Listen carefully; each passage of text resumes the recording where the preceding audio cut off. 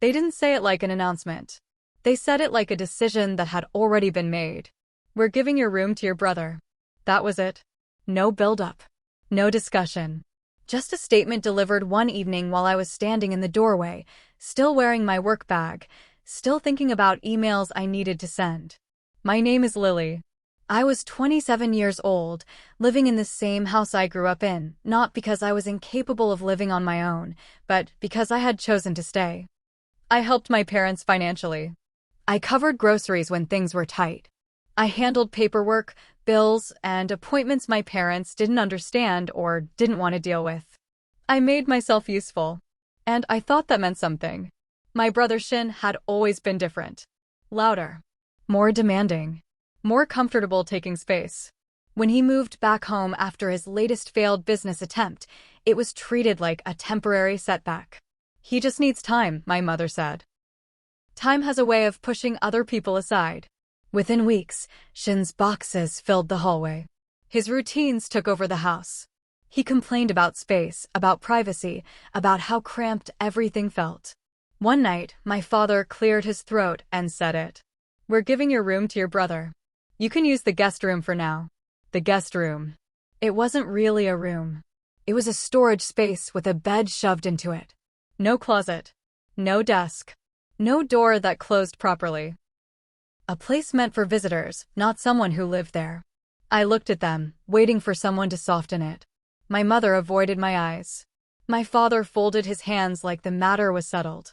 Shin didn't even pretend to feel bad. It just makes sense, he said. You're barely home anyway. Barely home. I worked full-time. I came home late because I stayed late. Because I was reliable. Because people depended on me. But I didn't argue. That surprised them. Okay, I said quietly. Shin blinked. My father exhaled in relief. My mother nodded like this was the best possible outcome. That night, I lay awake staring at the ceiling, listening to the house settle around me. Every sound felt different now. Like I had already been moved out emotionally, even if my things were still there. The next morning, I didn't move into the guest room. I packed. I packed slowly, deliberately, without anger. Clothes first. Books second. Important documents last. I left behind furniture I had bought myself. Dishes I used every day. Little things that suddenly felt heavier than they should have. As I carried boxes to my car, my father stood on the porch. You don't have to rush, he said. It's not permanent. I nodded. I know.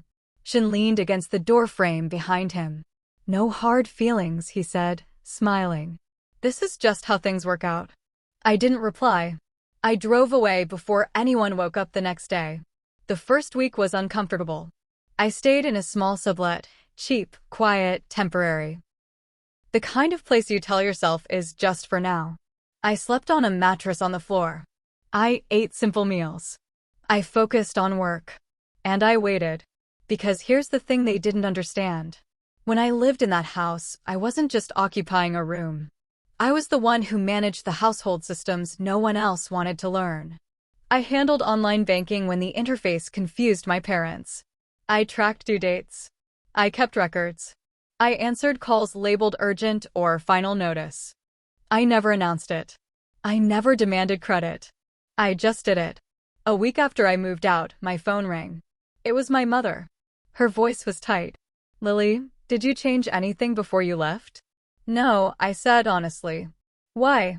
She hesitated. Your brother says something's wrong. I sat up. What kind of wrong? The bank called, she said. They're asking questions. About payments. In the background, I heard Shin's voice, sharp, irritated. She had to have done something, he said. There's no way this just happens. I closed my eyes. Because in that moment, I realized exactly what was happening. They weren't panicking because I was gone. They were panicking because everything I quietly held together had left with me. And for the first time, they were about to learn the difference between taking someone's place and losing their power. I didn't rush to answer my mother's question. Not because I was confused, but because I finally understood the shape of the problem they were facing, and once I spoke, it would stop being abstract. Lily, she said again, softer now. Did you change anything before you left? No, I repeated. I didn't change anything. That part was true. I hadn't changed systems. I hadn't altered accounts. I hadn't touched settings. I had simply removed myself. When I lived in that house, I had quietly become the point of contact for everything that confused or overwhelmed my parents. I logged into portals. I tracked confirmations. I responded to messages that arrived written in language designed to intimidate people who didn't want to read carefully. When I left, I took my laptop, my files, and my access with me. I assumed naively that someone else would step in. Apparently, no one had. What did the bank say exactly? I asked. My mother exhaled.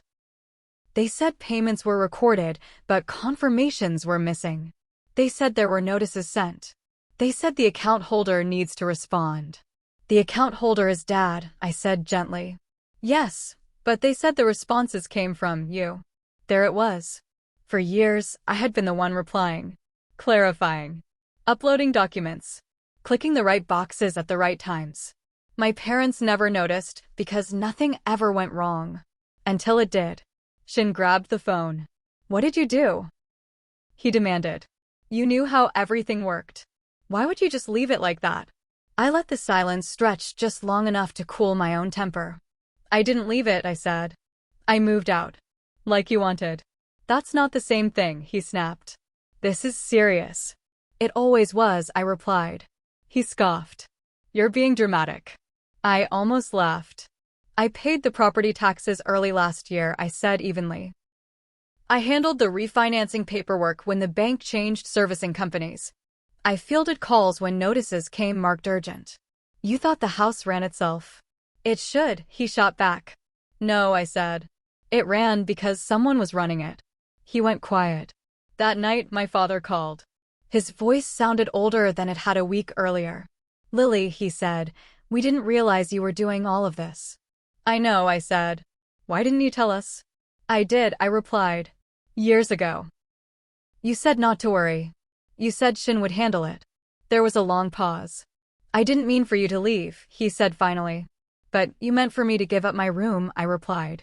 And my space. And my say. He didn't argue. The next day, a formal notice arrived from the bank. Not foreclosure yet, but close enough to terrify people who had never read fine print. It explained that failure to respond to pending confirmations could trigger penalties and a review. Shin called me 3 times. I didn't answer. By evening, he showed up at my sublet unannounced. You need to come back, he said the moment I opened the door. Just temporarily. To fix this. I stepped aside so he could see the room. Bare, quiet, barely furnished. I'm not coming back, I said. You're being selfish, he snapped. I tilted my head. You took my room. That's not the point. It is, I said calmly. Because when you took my place, you assumed everything that came with it would stay.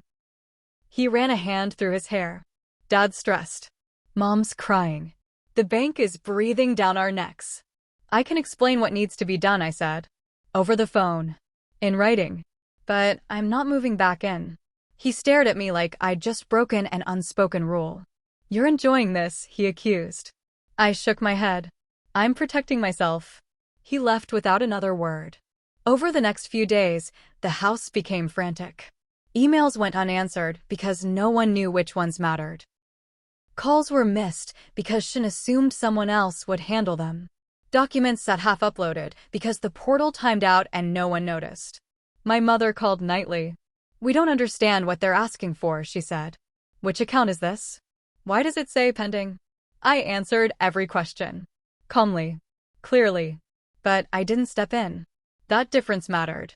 On Friday, my father asked the question he should have asked years earlier. Can you teach us how you are managing everything? Yes, I said. I can. So we scheduled a call. Just the 3 of us. I walked them through the system step by step. I explained deadlines, confirmations, and why silence from the bank didn't mean safety. Shin hovered in the background, arms crossed, listening without comment. For the first time, he looked uncertain. Not angry. Uncertain. After the call, my father stayed on the line. You were holding a lot together, he said quietly. I know, I replied. And we didn't see it. No, I said. You didn't. That weekend, my parents came to see me. Not to argue. Not to negotiate. To apologize. We were wrong, my father said. About the room. About assuming. My mother nodded, eyes wet. We took you for granted.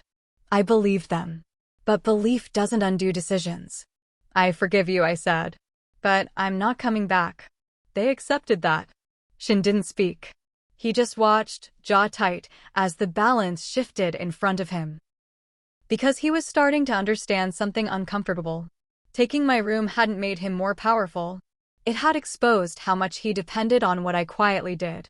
And the more he realized it, the more desperate he became. Which meant the final confrontation wasn't over. It was getting closer. The crisis didn't explode the way Shin expected. It tightened.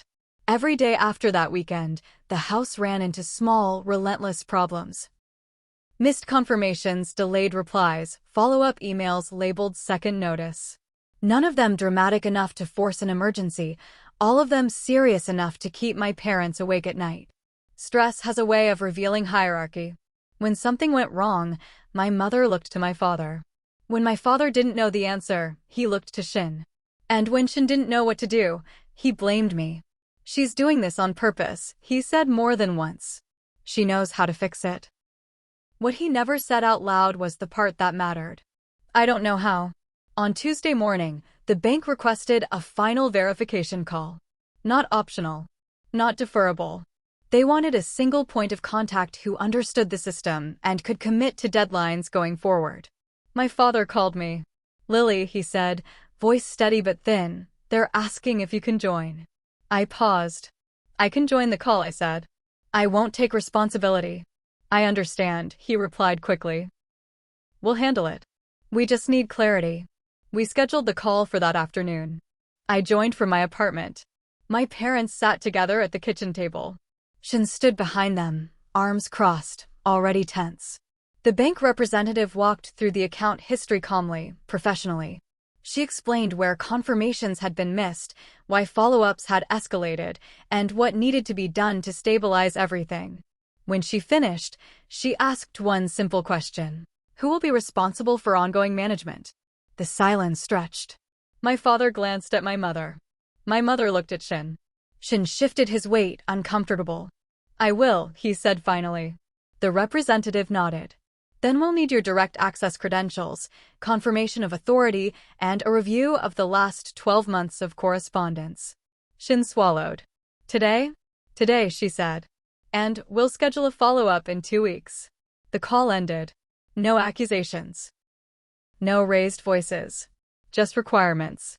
My father stayed on the line with me. Thank you, he said quietly, for explaining everything. You're welcome, I replied. I wish we had understood sooner. So do I said. That night, Shin called me again. This time, his voice wasn't sharp. It was tight. You could have stayed, he said. You didn't have to take it this far. I leaned against the counter and closed my eyes. I didn't take anything anywhere, I said. I left. You knew they'd struggle. Yes, I replied. The same way you knew I would struggle if I stayed. He exhaled hard. You always make everything about principle. No, I said. I make it about boundaries. He didn't answer. The following week was the turning point. Shin tried to manage the systems himself. He missed deadlines. He uploaded incomplete documents. He misunderstood instructions and had to backtrack. Every mistake cost time. Every delay added pressure. My parents watched it all happen. And slowly, painfully, they began to understand what my presence in the house had actually meant. Not comfort. Stability. One evening, my father showed up at my door alone. He didn't bring paperwork. He didn't bring excuses. I owe you an apology, he said. I stepped aside and let him in. I didn't see you, he continued. Not fully. I saw help. Convenience. I didn't see how much weight you were carrying. I listened. When we gave your room to your brother, he said, I told myself it was temporary. That you'd adapt. That you always did. I nodded. I always had to. He looked down. I asked you to shrink so things would feel easier for everyone else. Yes, I said. You did. He sat quietly for a moment. I won't ask you to come back, he said. I don't think that would be fair anymore. Relief moved through me, not triumph. Relief. Thank you, I said. Before he left, he added, we're changing how things work at the house. No assumptions. No silent expectations. I believed him. Because this time, the cost was visible. The final shift came 2 weeks later. The bank confirmed the account was stable. Penalties were avoided. Systems were understood. Shin had learned, begrudgingly, imperfectly, but enough. My parents invited me to dinner. Not to negotiate. To acknowledge. The house felt different when I walked in. Quieter. More careful. My old room was still Shin's, but it no longer felt like something that had been taken from me. It felt like something I had outgrown. At the table, my mother spoke first. We didn't lose you when you left, she said. We just stopped relying on you without realizing it. I smiled gently. That's all I ever wanted. Shin didn't apologize. But he didn't argue either. He looked at me once, then away. And in that look, I saw something that hadn't been there before. Respect. Not the loud kind. The quiet kind that comes from realizing you can't replace what you never learned to value. I left that night on my own terms. I didn't take leftovers. I didn't make promises. I hugged my parents, said goodbye, and drove back to my apartment. The place felt like mine now. Not temporary. Not borrowed. Home. They gave my place to my brother. And in doing so, they showed me exactly how much power I had been giving away. I didn't fight for it back. I took it with me.